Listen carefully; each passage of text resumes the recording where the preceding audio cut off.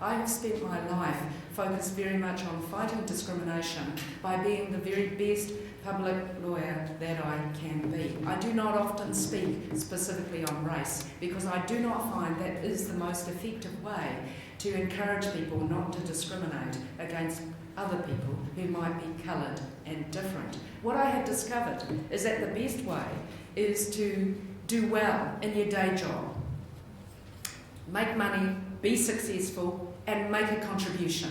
And then people say, oh, by the way, she's Chinese and she's not so bad. But can I say, Judith married a Pacifica person. She has a son that is part Pacifica. In that respect, she understands more than most our experiences of being a minority. She also made a very important decision. She is number 5 in the cabinet. She is the most senior woman in cabinet. She is a senior minister. She could have taken any portfolio, but she chose to be Minister of Ethnic Affairs. You should be very gratified by that, because the status of a portfolio depends on the status of the minister that takes it. She could very easily not have taken this portfolio, but she decided to do it, and she's done it as an act of leadership. And the fact that she is so senior gives status to ethnic affairs. And so I want to say that I took a decision this week which made my staff think that I'd gone mad. I am appearing on Monday night on TV3's program The Vote. The subject matter is that we're debating that New Zealand is a racist country. Now, I would always, in my past, have said no, Mervyn. I would not have taken this. Look, who needs it? It's risky, it's a scrappy format, some of the comments are a bit low level, it's not an intellectual discourse. It doesn't necessarily allow me to show that I'm a public law expert, and there's a lot of dog whistling. I'll get hate mail. People will ring me up and tell me what they think of me. So who needs it? Who needs it, Mervyn? I've got enough problems in my life, I don't need it. So why am I doing it? I've decided that I need to do this debate because I need to speak on the side of the fact that New Zealand is not a racist country. And the reason is because I am in the best position to do that, of all of the panellists. Now there are Maori and there'll be a Pacifica member. I am with a white male, and that's fine. I'm married to one, it's all right. I like them a lot. I've spent the same 31 years with the same white male, so I like them a great deal. But what I'm trying to say to you is that because I have suffered more discrimination than most people. Because not only am I Chinese, but I'm a woman, and I'm kind of short. And I can always remember Jeffrey Palmer saying to me, and I bought him out 10 years ago, because he turned 60 and he felt he needed to retire, and then he went off to the Law Commission to retire there as president. But he said to me, May, if you had been a Chinese man or a white woman, I think you could have made it to the top. But because you're a Chinese woman, I think it's too hard. Yes, that did upset me. But the key thing that I'm trying to say to you is that I have decided to do this debate because I need to say to New Zealanders that I think there were times in the past when we were a racist country. And there are Maori land laws which are not great. You know, when I look at the history of how we have treated Asians in this country, it's not so good. I look at the poll tax, I look at the English language test, I look at the fact that anybody else could be naturalised but not Chinese people.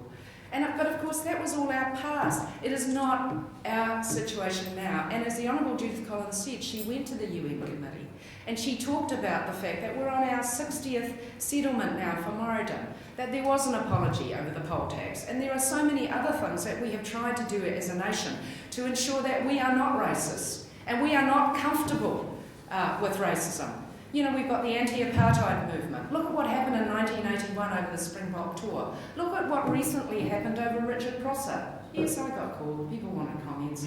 But I didn't have to comment on it. I didn't comment on it. Why? Because there was an outpouring of rage from New Zealanders, ordinary New Zealanders, saying what a ridiculous thing to say, that anybody who's a Muslim male and looks like a Muslim can't fly. Because what? Because what? They're going to blow up a plane?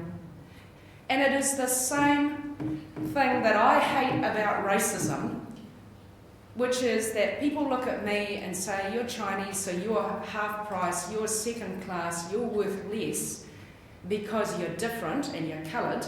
It is the same thing that I hate about racism and stereotyping, which is the reason why I am going on the vote, because I refuse to stereotype the 90% of New Zealanders who are not racist.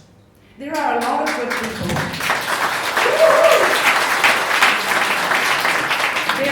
You'll still have to convince my staff. They still think I've gone there. There are a lot of good New Zealanders out there. And so what I want to say to you is that we are not going to be able to lead New Zealand into our multicultural future if we are not accurate in describing the problem. That you've had the statistics, but let me tell you, in 2021, the future is coming to meet you.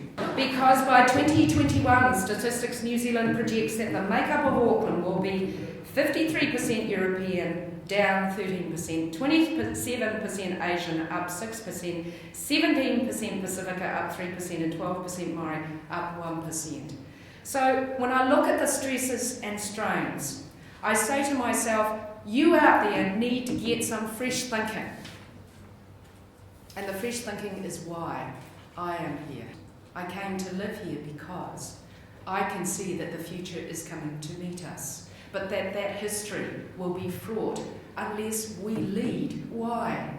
Because the future is not a European future for New Zealand. There will be a majority of minorities. And the issue is fresh thinking. Stop thinking of yourself as a member of a minority. You need to start to understand that you are a member of a majority group.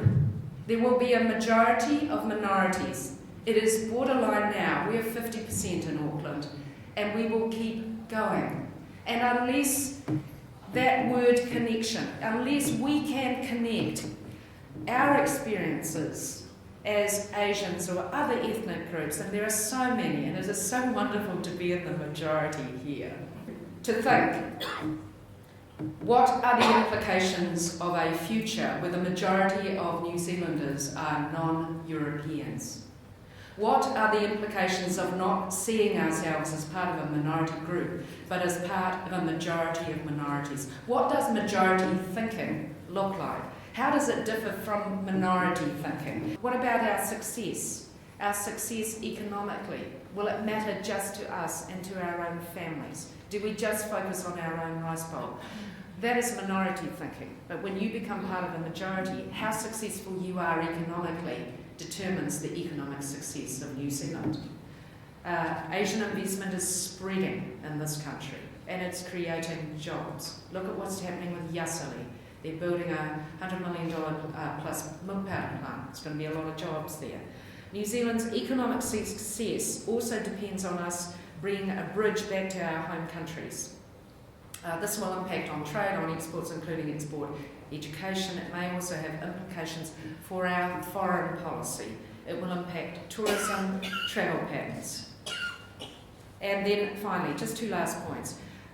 Surely the fact that we have a majority non-European future will impact New Zealand's cultural identity and our values.